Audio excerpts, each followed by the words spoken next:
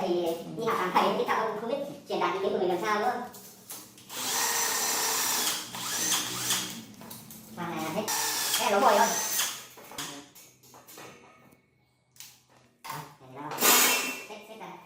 Xếp là hết các bạn rất là chung làm nước rồi. Cái này biết sao là lăn tăn nghĩ như nào nó giỏi. Rồi lấy để chữ lên nha.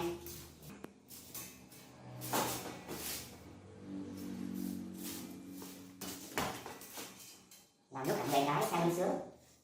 Làm một cái này không sướng đâu.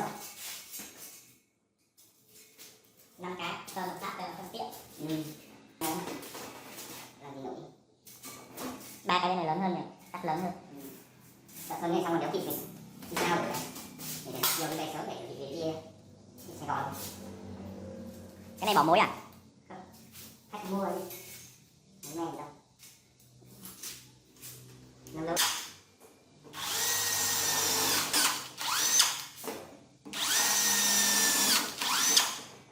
Đúng rồi. Cái làm gì có đất mà. Đúng rồi, bên kia làm gì có đất mà nuôi gà.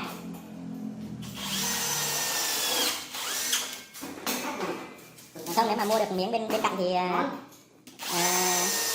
cũng có khả năng để làm chuồng gà một chút nữa.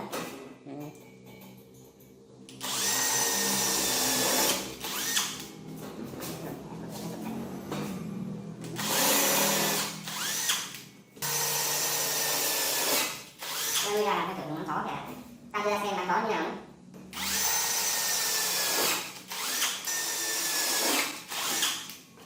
Biết mà. Chứ ta làm chú chó thích đấy. Làm được. Một chỗ này nó lấy 5 cái luôn à? Lấy này mở bóng hả? Cà phê bóng.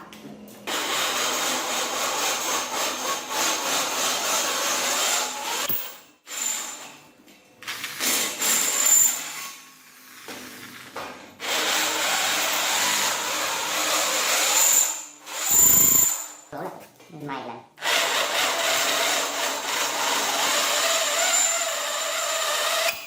không để nó nguội tí được mà. Khoan tiếp, tại nó nóng á. Cái này mà đợi nó nguội phải mất 5 phút. 5 phút? Bây giờ 3 phút đổ nó vẫn còn xèo luôn mà. Thế nên là đợi gì mệt lắm. Khoan tới đâu vui đó thì mình lại làm. Người ta hay gọi mẹ nóng cái động cơ, cái cháy của động cơ.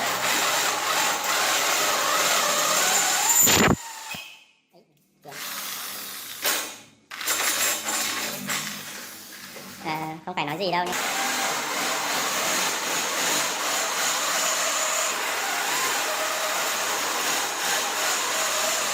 Kể cả bó hút Red Bull nó nhái. Red Bull nó ngọt này đâu, nhiều cơ sở nó rất nhái. Lậu ra thị trường.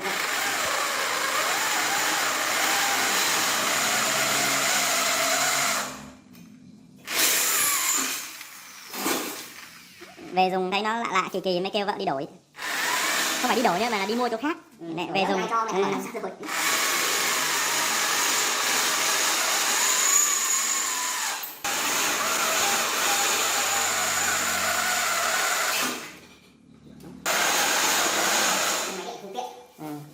Phải kéo dây.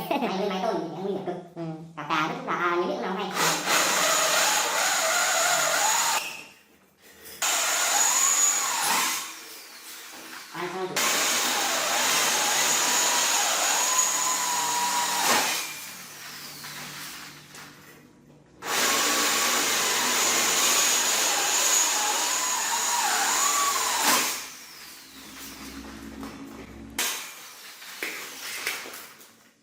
Qua gọi là ông hợp với nghe ông hợp ra ở đây kiếp này gọi lên cái ngành nên là ông có uống nước bao giờ đâu.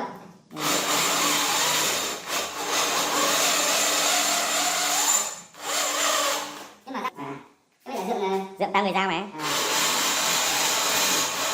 dựng cái bằng gì đúng không? Ta đau cái này cái tay ở đẩy kéo lên ra gì nói được mà ít người nói tiếng sao đấy.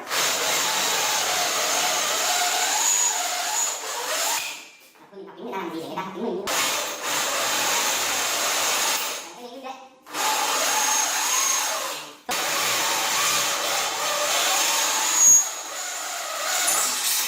Thì trong tính